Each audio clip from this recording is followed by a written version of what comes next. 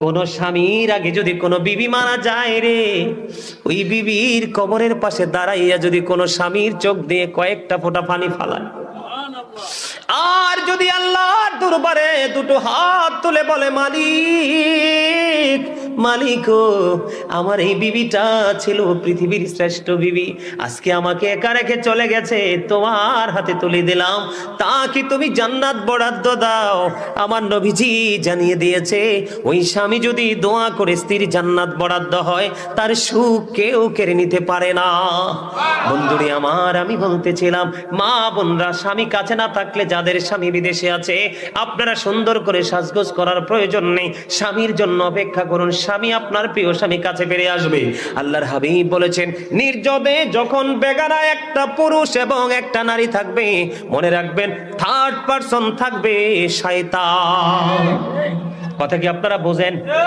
শুধু বেগানা নারী পুরুষ না, কোন ফুটফুটে সুন্দর বালক যদি তোমার ঘরে আল্লাহ পাঠায়, আল্লাহ রাসূল জানিয়ে দিয়েছে, এই ফুটফুটে বালকটাকেও তুমি তোমার হেফাজতে রাখো, তোমার রেঞ্জের বাইরে দিতে দিও না, যদি রেঞ্জের বাইরে যায় সেও বলৎকারের শিকার হতে পারে। এই জন্য বন্ধু, তোমাদের সম্পর্ক রাখতে হবে কার সাথে? পৃথিবীতে মেম্বার, চেয়ারম্যান, এসপি, ডিসি, যতই আপনার প্রয়োজন সবার সাথে প্রেম রাখেন, এর ফাঁকে আপনি প্রেম রাখবেন একজন হক্কানি আলেমের সাথে, ঠিক কিনা বলেন?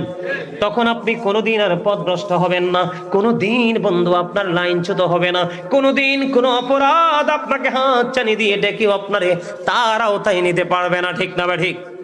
আমার কথা কি আপনারা বুঝতে পারছেন? আপনারা যত বেশি জিনা ব্যভিচারে লিপ্ত হবেন, তত বেশি বন্ধু এই স্ট্রোক বৃদ্ধি পাবে। এই স্ট্রোক থেকে বাঁচতে হলে এই নোংরা পন্থা থেকে আমাদেরকে বের হয়ে আসতে হবে। বাবা মা যারা আছেন, আপনাদেরকে আমি বিনীতভাবে অনুরোধ করব, মেয়ে যখন উপযুক্ত হয় পড়তে চাইলে পড়ান, কিন্তু মেয়ে উপযুক্ত হইলে বিয়ে দিয়ে দেন, স্বামীকে নিয়ে সে পড়াশোনা করবে। কথা ঠিক না ঠিক?